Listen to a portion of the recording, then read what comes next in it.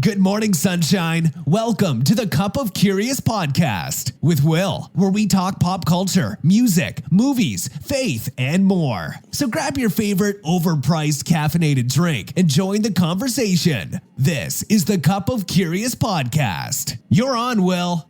Hey family, God bless you. What's up? It's your man Will, and welcome back to the Cupofcurious podcast. And I know the first thing you're going to notice is that the audio is so much better.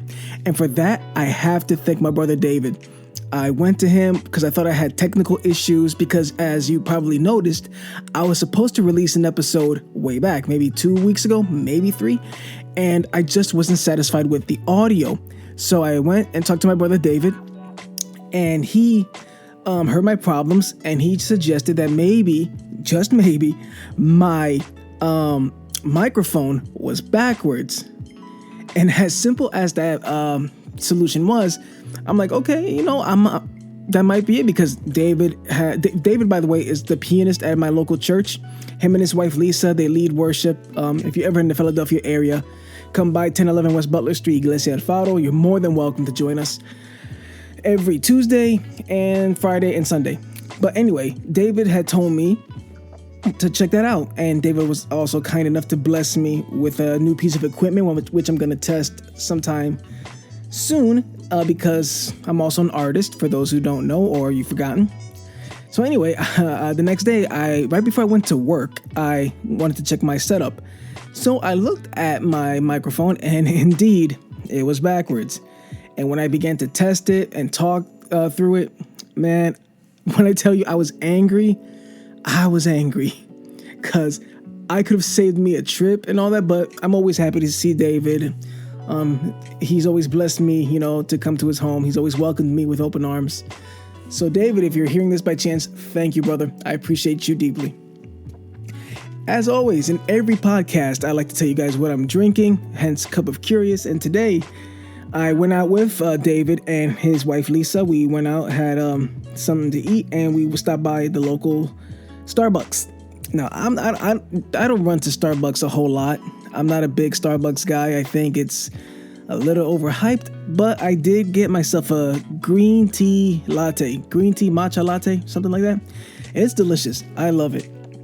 I grabbed this probably a couple of months back when I was out with my friends, and it was a cold night, and I grabbed it, and it is indeed, you probably just heard me move it, it is indeed a delicious drink. So there's that. But yep, today is a brand new format for the podcast. As you know, in the last 3 episodes, I talked about multiple subjects, but today, and so going on forward, it will be one subject focused on the podcast.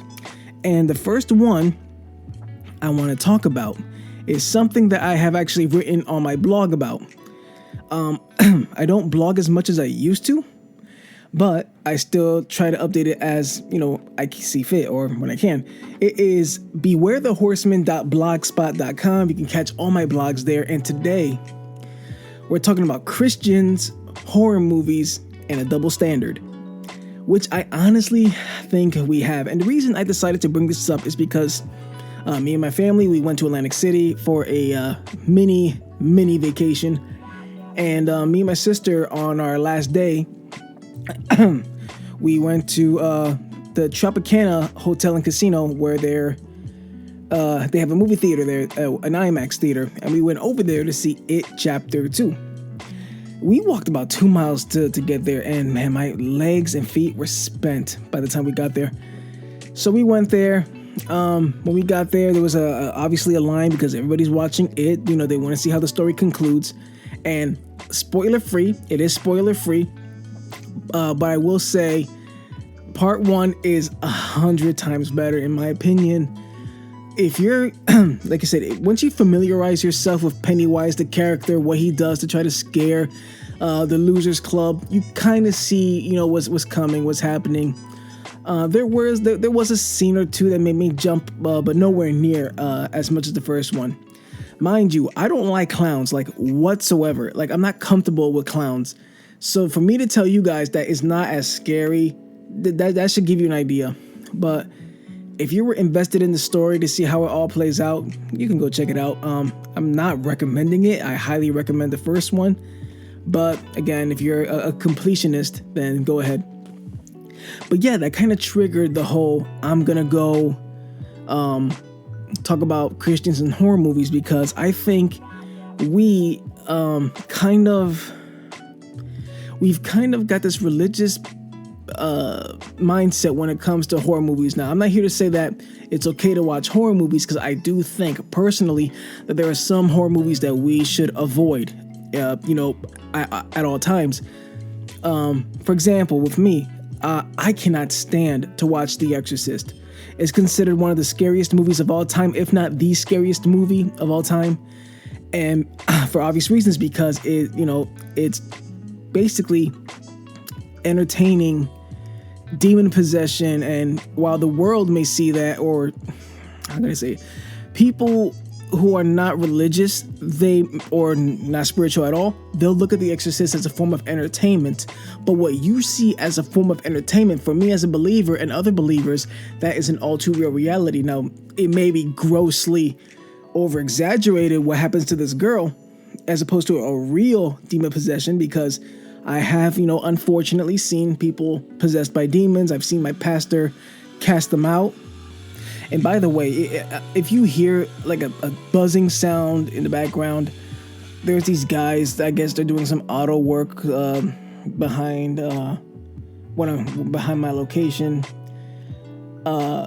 Dave, thanks. The quality is real good. We're picking up background noise. But yeah, that's because, where I have everything set up, my little office, my little workspace, it's next to the window. And they're working back there, so please forgive me for the sounds in the background. Anyway, like I said, I've seen my pastor cast out spirits from people, and while they do, they either writhe on the floor or they're dry heaving, whatever the case may be. It's nowhere near what the movies are showing. I've heard stories of little kids speaking with deep adult voices, and I'm talking about like 4-year-old girls speaking as like the guy who sings "You're a Mean One, Mr. Grinch," that kind of voice. And for people that's entertaining, that's funny, but for us it's an all too real reality, because we do believe we're in a spiritual warfare. That is all to say, because of the atmosphere and the content that's in a movie like The Exorcist is something that I purposely avoid. Now, I have personally no problem seeing a movie like, Saw. Even though Saw is tremendously violent and there's a lot of gore in there, there's nothing particularly spiritual going on in the world of Saw. Or the movie Jaws. Jaws is considered a horror movie, and it's just a giant shark. It makes me not want to get near the water, but it's still a horror film. That's different than something like The Exorcist or The Exorcism of Emily Rose, or whatever the case may be. That's why I think it all depends on the movie. And some people will say, well, the God I serve is powerful and I could watch whatever I want. I understand what they mean by when they say that. But that's really kind of taking advantage of, who God is, his presence, his authority, his grace. That's taking advantage of it. When you say, it's almost exactly like saying, I'm going to sin, but because I serve a merciful God, I'll just ask for forgiveness later. God sees that. Now, I'm going to tell you this right now. You have the freedom of choice here. You have the freedom of choice to watch whatever you want. At the end of the day, you can watch all the demon possession movies you want. You can watch all the movies about with upside down crosses and witchcraft and sorcery and all that crap. You can watch that. No one here can stop you. I can't stop you. A pastor can't stop you. No one can stop you. That's your choice. However, as a Christian, as a believer, speaking to other Christians and believers, that is something I would highly recommend you don't do, because you can't bring something into your home that you may not want. It's like when you watch a horror movie, and after you watch it, you kind of get that tense feeling like, the killer is in the house or the monster's in the house, which is initially the intent of the horror movie. It wants to get you scared. It wants to instill that fear in you, that lasting impression, which is honestly one of the reasons why a lot of people go to horror movies to begin with. They wanted that adrenaline rush. They want to get scared. And so it's like when me and a group of friends went to see It Chapter 1 back in 2017. And I was a little apprehensive about going to watch it because, again, I don't like clowns. But I went to watch it because, in my eyes, Pennywise, the new design for Pennywise, wasn't scary to me. Like, it didn't look creepy at all. Like, to me, it looked like a professional wrestler, dressed like a clown. Like, if a wrestler had a gimmick and he was a clown, it would look like this Pennywise. And with that mindset, I went to go see it. And I obviously, as I mentioned, I jumped a lot. I jumped a handful of times in that movie. And I admit, I had a little rough time sleeping that night. But that's because I have a thing with clowns, not necessarily because the movie itself. And not only that, people confuse Pennywise or It for a demon when, if you read the book, and it's even explained in chapter 2, I guess this would be, a spoiler. It is actually from the outer regions of space. He comes from something called the Macroverse, I think. I'm not well versed in Stephen King's universe, so something like that. He's up there, like he's supposed to be like the evil side of, I don't know. He's supposed to be he is all evil.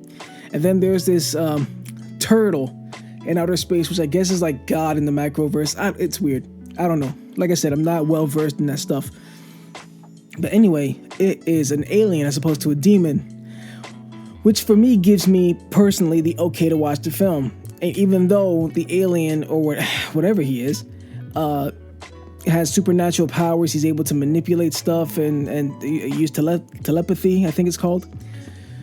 But I initially had no problem with that. Since I seen it the first time, I've watched It Chapter 1 a handful of times. It is a good movie. It is a good adaptation of Stephen King's book, at least the first half of it anyway. Again, my opinion.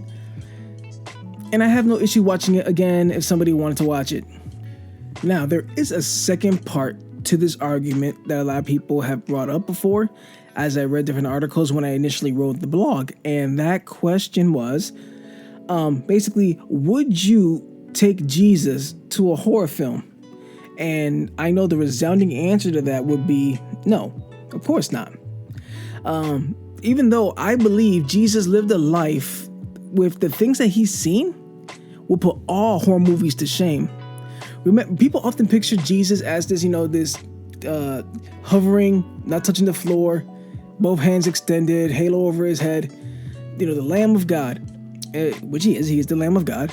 But they forget that Jesus had a lot of interactions, especially a lot of spiritual interactions. He faced a man that was infested with legions of demons. You'll find that in Mark chapter 5.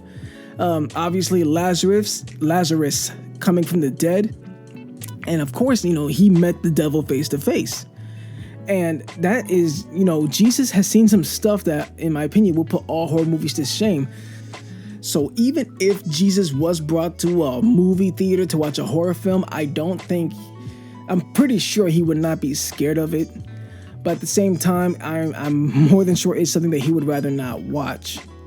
Would Jesus condemn a person for watching a horror film? I couldn't answer that for you. Because again, I think it all depends on what the film is.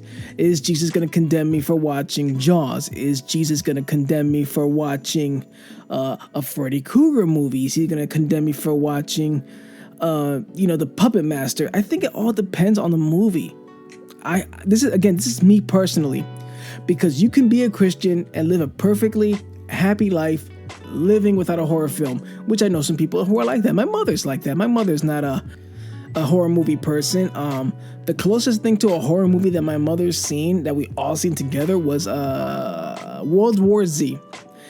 And, that's a zombie flick. It's a, infection. And, for my mom, that's different. At least that's the term she uses. That's different. That's not like a lot of these crazy other horror movies. And that's another thing. Like, I have no problem watching zombie flicks. Like, one of my favorite scary movies to watch is, I believe, Dawn of the Dead, the remake of it.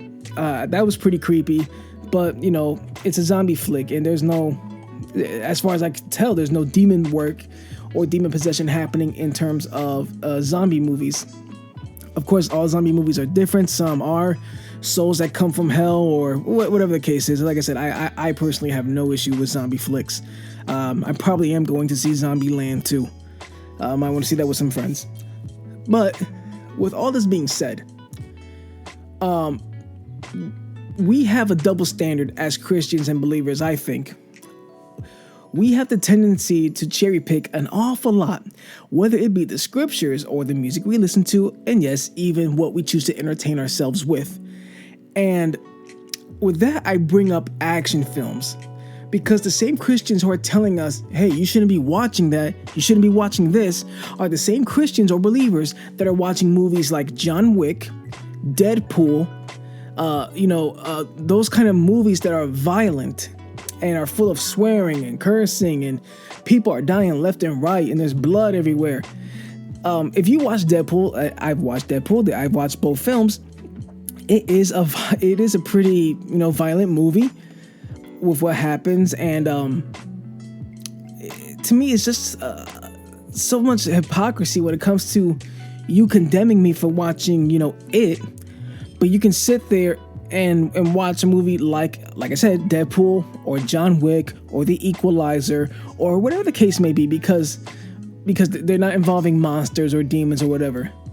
We forget sometimes that any movie that has certain themes and topics can influence us. It can make us, question certain things. It can make us want to do certain things.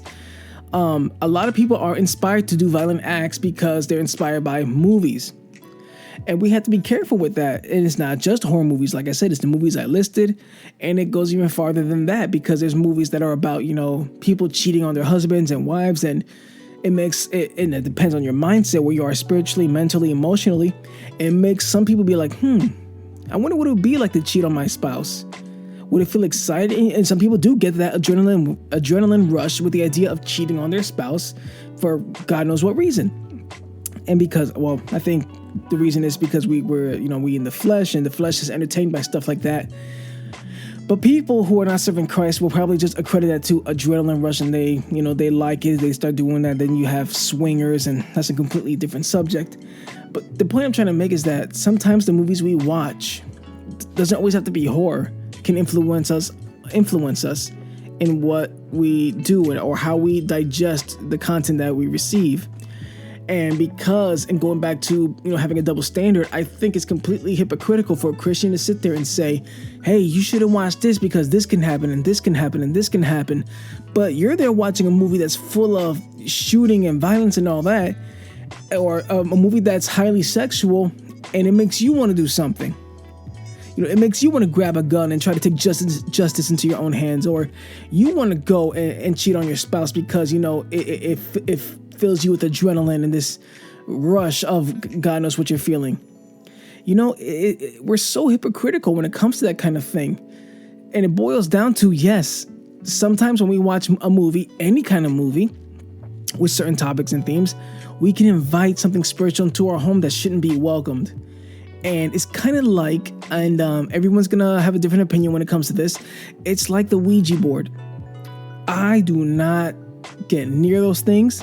I don't touch those things, because I believe 100% that those Ouija boards are a door to the other side, the spiritual realm, and it could welcome things that are not good at all, because a Ouija board isn't good to begin with.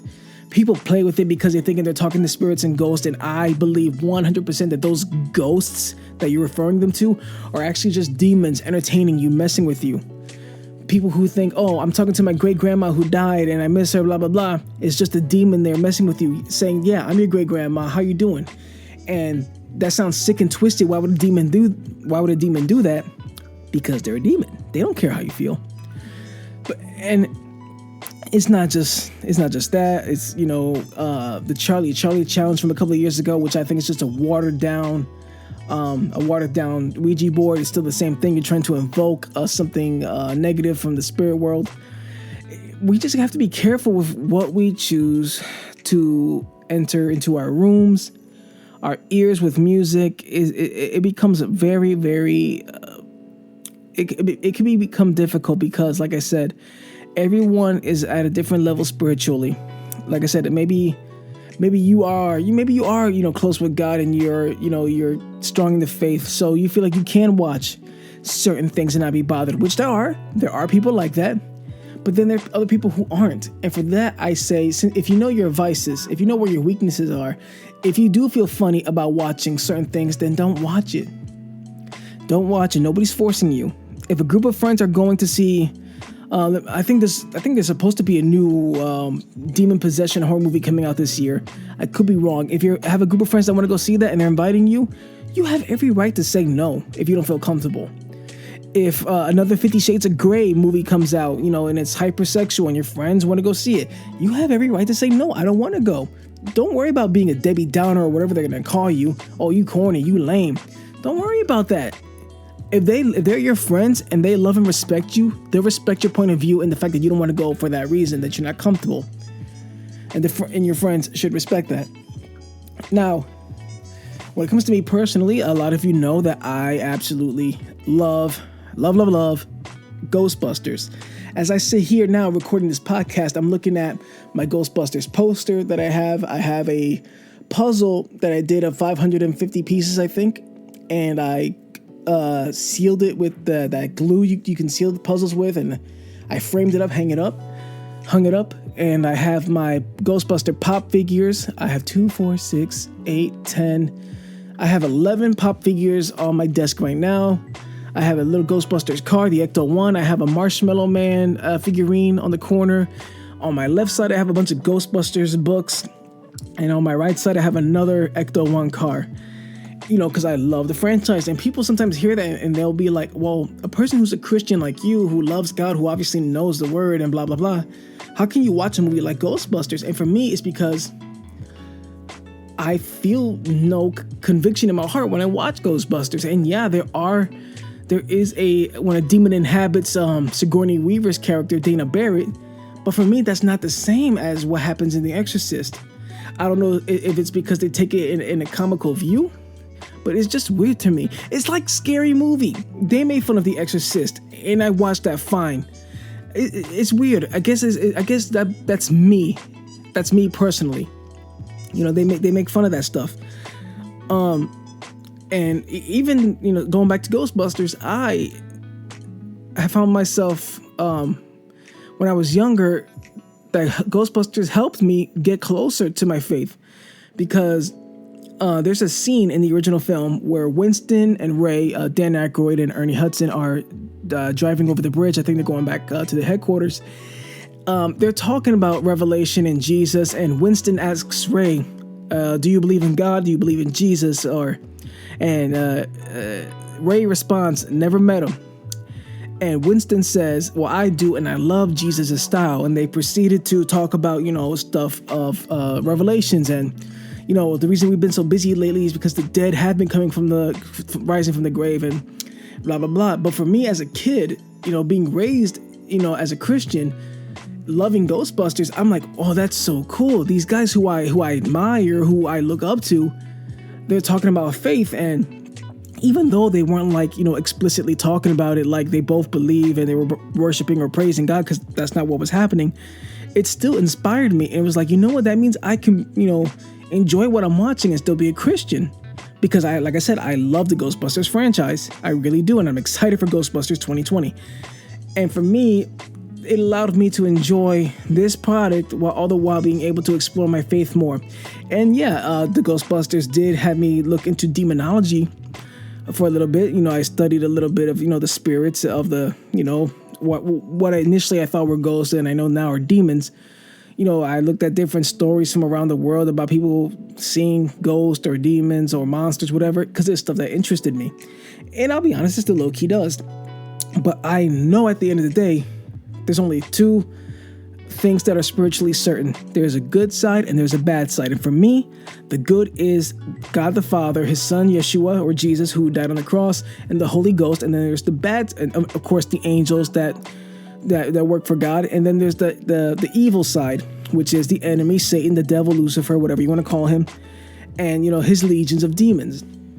And maybe some specific demons that have names. I don't know, like the spirit of depression, spirit of sadness, those kind of things. To me, those are the good and evil sides. To me, when I look at stuff like Ghostbusters, I know it's fiction, because I have never heard of a Christian testify of, seeing a demon or a spirit that looks like Slimer or looks like the Scaleri brothers. Obviously I'm gonna have pictures up here because I know if you haven't never seen Ghostbusters, you're not gonna know who those are.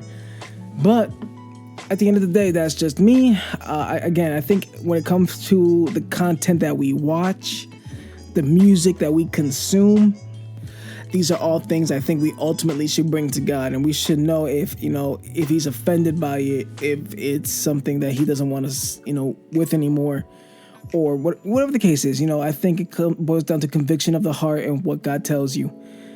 And if you're maybe in a place where it's like, well, how do I know?